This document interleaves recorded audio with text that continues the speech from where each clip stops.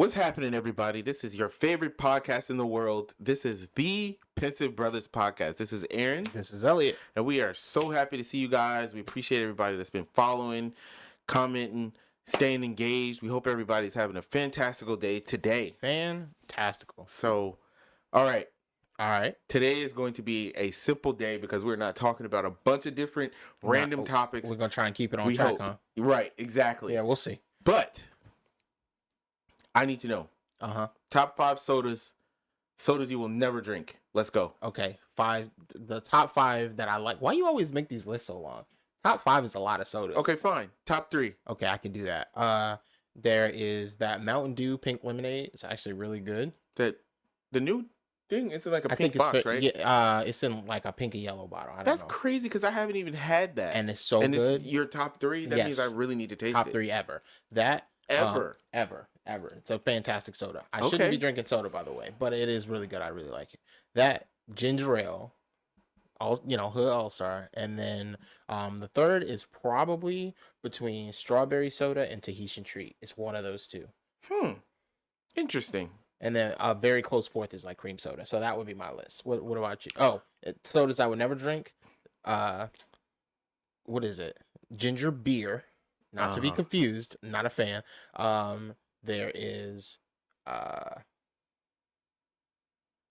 guess there's just like, least favorite is Pepsi. I drink them, but like. So you would never, like Pepsi, you don't like it like that? I don't like it like that. Like if I got a choice between I'll drink it for caffeine sometimes, but. I don't see, I'll wait for my turn. And then the third is probably, I don't know, most sodas are all right.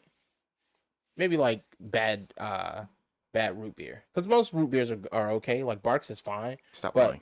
If you ever had like bad root beer, it's really gross. Like, too much sassafras. Like store brand diet root beer. Yes, like not like even that. The Barks kind. Yes, or something. Just like somebody's random Uncle Dave's famous root beer. Yeah, it's probably not it's very like good. diet. It's just horrible. Okay, now full no disclosure. offense to real Uncle Dave. I don't full know disclosure. I don't drink soda like that. Just it's a good policy. You really shouldn't. It's not good. Aaliyah and I, it's weird. You've been out to eat with us, and you see, we almost never ever get a drink when we go out to eat. Yeah, most of the time, we get water. Yeah, like I'm talking once a year type, almost never. Oh wow. So again, it's a good thing. Even at home, we'll drink juice, and even we don't. I don't buy a lot of soda. I almost never have soda, but that's a good thing for me. Top 3 sodas is definitely ginger ale, Sprite, and this is gonna be a tough one. I really like strawberry soda, but I don't know. I don't think I would put it over orange and grape, so I'll probably go orange or grape. That's hard to choose. Is it? Yeah, it really for me. Unless your name is Kel, I guess. Honorable mentions gonna have to. I'm sorry, I gotta throw cream soda in there. Cream soda is listen. Mountain Dew Baja Blast. Baja Blast is pretty good. Those are, but I wouldn't like if somebody said I got a can of Baja Blast or I got a can of orange soda. I would probably go with the orange soda, personally. It sounds like orange soda is your third favorite. Yeah, no, but I'm saying grape is in this. Like if somebody offered me grape or orange, that's what I'm saying. I would literally take a few minutes before I decided. A few minutes? Yes, I'm very indecisive. Okay. Sodas I would never drink. Root beer's at the top of the list. For real? Gross. I can't stand it. I don't drink it. Wait, you don't like any of them? I would almost consider drinking room temperature water before drinking root beer. Yeesh. And I don't drink room temperature water, as you know. Yeah, no. Ever. Like, it's understandable. It's kind of gross. You go to those fancy restaurants where they bring you water that's chilled. Yes, and I hate it. I absolutely hate it. And I'll drink it now. No, bring me some ice. No, bro. I used to have them bring me ice, for real. They'd be laughing at me. Listen, and then they get the nerve to have attitude with you, like, don't you know this is a upstanding establishment? Right. Like, nah. You uncultured swine. Right? Like, nah, bring me my ice. Why are we drinking water? Like, we don't have ice. Why am I paying extra for uniced water? Yeah. Like, y'all can't afford ice. I know y'all can afford it. Right. And y'all charging me $50 for this plate right here. Y'all can bring me some ice. One time I went to this Mexican restaurant in San Diego, and they brought us water like that. But it wasn't even cold. It was in a cold, like glass dish and That's they were like pouring it in your cup. That's a West Coast thing. Yeah, but it was hot, and I said, "Can I please have some ice?" And they brought me a cup, one of the mixing metal cups. yes, They brought me one of those full of ice from the bar is what happened. It was almost like they didn't want to bring me no ice. Nah, they didn't, and they were like, "Well, how are we supposed to do that? We don't ever have anybody ask us for ice." So listen, all right, don't mess around. Go to Europe. Never. Oh yeah, I know. Here over there, they actually don't use. They ice. don't even have ice in some restaurants. They just don't it's have just it not in a there. thing. It's they not just a thing, right? Quench their thirst by still being thirsty, then, because if your water ain't cold, is it really water? I don't know. For the kids out there, yes, it's still water. You still should drink it. Okay, so drinks I would never drink. right. 1 is root beer. Yeah. 2, Dr. Pepper. Not a fan. What? I've had it. One of my exes actually really liked it, and I used to just start be like, fires. Ugh.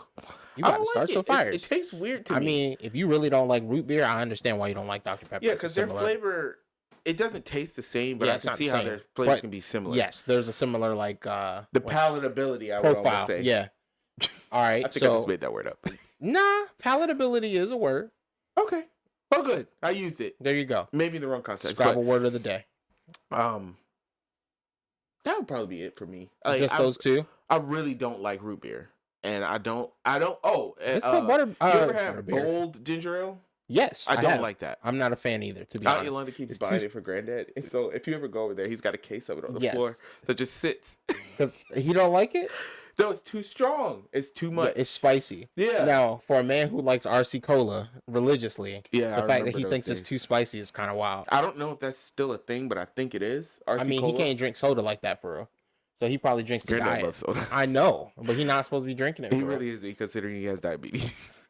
But like the thing is, Granddad doesn't eat that much. Nah. So I guess for the vast majority of the stuff he's eating, he's staying well within his diet. So he probably just every once in a while, and he always gets the little small cans anyway. So, yeah. So and he tracks his the prick. Yes. Yeah. He is pretty religious about that, which is good. I'm glad he's taking care of himself like he's supposed to. Moral of the story, managing all that is a lot. Ginger ale is fire. I'm surprised you didn't put Sprite up there on your list. Honestly, I was going to. 5th place would go to cherry Sprite, and not cherry. Vanilla? Tropical Sprite. Oh, tropical Sprite. Okay. Tropical Sprite. That LeBron James kind. I mean, it's LeBron James now, but it's been out for a while. Yeah. You remember that year? I don't remember. I think it was Thomas B. Hargrave, but we kept getting those cherry Pepsis or it was cherry Cokes out of the drink machine every day. It was like one of the only options was cherry Coke and like. I feel like I remember that drink machine being broken and us getting free sodas all the time. That's what I remember. No. That was at Nancy. No. It was. Nah, I don't remember that Nancy. Oh, it happened at Nancy once. I definitely don't remember that. Oh, well, like the drink machine, this dude was just like the drink machine broke or something. And what he did was he caught the drink. You know how it's a little door that like opens and then the one drink will come out and then it'll close. Yes. Well, he caught the drink as it was open. And so all of the drinks now fall through. And he was just handing them out. Bro. Apparently, I heard he got caught. And got I was going to say, yes, you will absolutely get suspended for that. Yeah.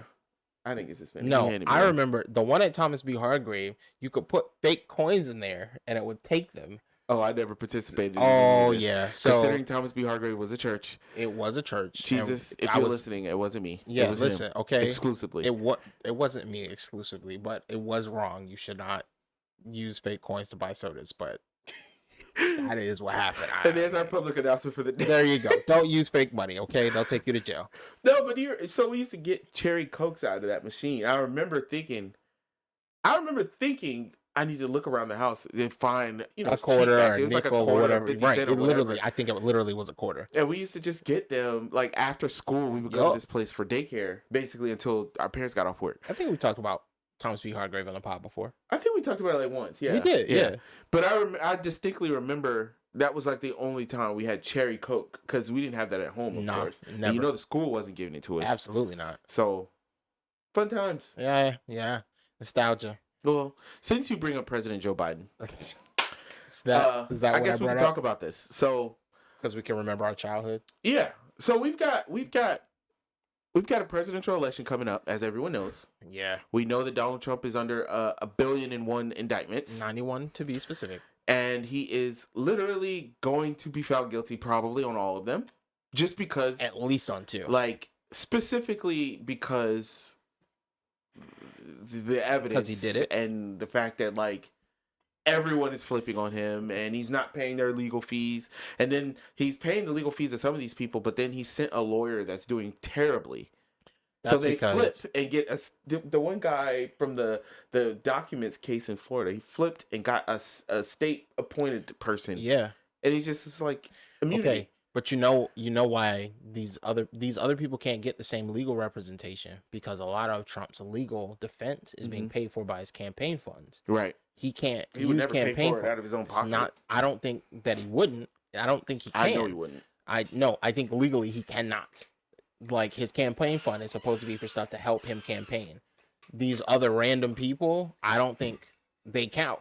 So I get the impression that he can't. Now, he might just be being like a Democrat and basically using that as the cover to not pay for these people's legal expenses. But Trump, that's the thing. I would imagine he's not supposed to do that. When I say he won't, I'm saying that for a reason. So if any of you guys want to see it, just Google it. Trump is notorious for not paying specifically his lawyers and everyone else. I was about to say. But no, the reason I say specifically his lawyers is just because it was a noteworthy story. Trump has these fresh lawyers. He keeps getting new lawyers because his lawyers keep quitting. One, because he won't listen to them, but two, because he's not paying them. Yeah. So if you Google it, it'll show you his current lawyers are making him basically pay everything up front. Yeah. So they could lose. They could and they don't have terrible legal doctrine that they're planning on using in the case. It doesn't matter. They've already been paid. To be fair, does he really have any good defenses left? Because all the good defenses would include stuff like, I didn't do it, and I wasn't there. And here's the evidence. I tried to send them back. Y'all didn't accept them. They ain't got none of that. Bro, he's going to get found guilty. It's like, if you look at all of the actual court cases that have happened in the past, he's almost always either laughed out of the courtroom, like all the 60 court cases after January 6th and after the election and everything. Yeah. All the court cases where he challenged the election, he was laughed out of court. None of them worked. But specifically, because he didn't have any good standing. But he knows. It's like driving me nuts. It's like we all have to pretend like we're in this fantasy world where did Trump believe that he won? Because if he believed it, maybe he didn't do this and didn't do that. It's like the problem. Dude, honestly, the problem is he really could have believed that he won. And it doesn't change the fact that he did a bunch of illegal stuff. Right. Because the issue is not his belief. Like, at least from my understanding, the criminal activity. Correct. My understanding from most of the details of most of these cases is what ended up happening is he put together this like elaborate scheme to try and win because he believed he actually won. But the numbers weren't going to show right. So he needed to fix the results so that the numbers would show right, which is obviously illegal. You can't do that. You can't be like, actually, I think I got an A on that test, so I'm going to just change my grade in the computer. Right. Like, no, bro, if you want to get an A, you need to bring the paper to the teacher. Y'all need to go answer by answer, and then that's how you verify one way or the other. And then in this context, it's like, okay, if you didn't like the result the teacher gave you, take the evidence, the paper, go above her. Right. Go to the principal. Which is the courts. Trump is going to the courts. Right. And go to the principal and say, hey, I feel like this is wrong. And then if the principal says, no, you earned the grade the teacher gave you, you accept it and you move on. But Trump gets the metaphorical principle, which is the courts. And the courts are like, well, you have no evidence that the election was stolen. And he's just like, yeah, but who needs evidence? Right. Like, no, just I appointed some of you judges. Just say I won. Right. That's why he called the guy in Georgia and said, I just need you to find me 11,780 votes. And he's like, well, sir, there are no votes. He's like, well, I know they're out there. Yeah. I know you. And you know it's a federal. He said, you know it's a federal offense because you know this election was stolen and you're not doing anything about it. People there are rumblings. Isn't that crazy? Yeah, that he really on a recorded line threatened this man. He's crazy. Like, it was cool. I agree. But the point of this discussion is not about Trump. It's really not. So what we're gonna talk about today specifically is more so about the Democrats. So yeah, there is a movement on the left that is basically saying doing the lesser of two evils every 4 years, every 2 years, every election cycle has led us down a path which has produced a Donald Trump-like figure on the right. And so what the Democrats are doing is they're trying to not be better than the Republicans. They want to be just good enough to say we're 1%, 2% better than the Republicans, but be scared of Donald Trump, be scared of Mitch McConnell, be scared of the Republicans, be scared of Roe versus Wade getting overturned, or whatever other terrible thing that they wanted to do to us. And so what happens is, historically, the Democratic voters will go and vote for a Hillary Clinton type of figure instead of voting for what they see as a better candidate, because let's call it the socially acceptable thought is, well, this person is more electable, this person is the conservative candidate, they'll get the people in the middle, and blah, blah, blah. Mm-hmm. Well, what that has done over time, according to this group of people, is produce worse and worse Democratic candidates. But the big boogeyman on the right has not gone away because we voted the way Democratic establishment figures have told us to. So the thought process is, moving towards this next election, we should just cut and not do that. And so I'm assuming you're on that side of the discussion is, I don't think we should influence everyone to just vote for Biden just because they're scared of Trump. I think we need to have an expectation of more. Is that fair? So I think, like, everything you just said there is technically true, but I do not think that's the most compelling argument. Okay. So the problem that we have, I think, two major problems with the Democratic Party right now. So, okay. Like the problem you described is real. I would say that's the third major problem. But I think one major problem is they have an audacity about being what I would consider fascist, like in their primary process. Yeah. That I think is scary to me. Mm-hmm. When I look at somebody like Justin Trudeau, and when you say fascist, I want you to. What I mean is impact with that word. A lot of people are gonna pull that. What I mean is they say, "Hey, this is what we're gonna do, and we don't care how you feel about it. Mm-hmm. Get with us, or we're going to absolutely destroy you mm-hmm. and make it so that you can't participate in the election process anywhere else." So they're not just saying, hey, you can't participate with us, but they're making it impossible for you to participate in other places. They're doing things like blacklisting vendors. So, hey, not only will you can't work for our individual campaigns, but we're going to tell other people's Republican campaigns and elsewhere not to use your services. Mm-hmm. Oh, you're running as an independent person. We're going to make it so that you can't get on the ballot. So things like that are fascist. You are actively intervening in free and fair elections and intentionally making it so that people have no other choice but you. That is very scary to me. So that's one problem. And in the context of this discussion, I want all of our listeners to kind of try to open your mind. Like, it's kind of like you and I have talked before about when somebody says things about the Jewish community. Yeah, they shut the conversation down and call that so when you call something fascist.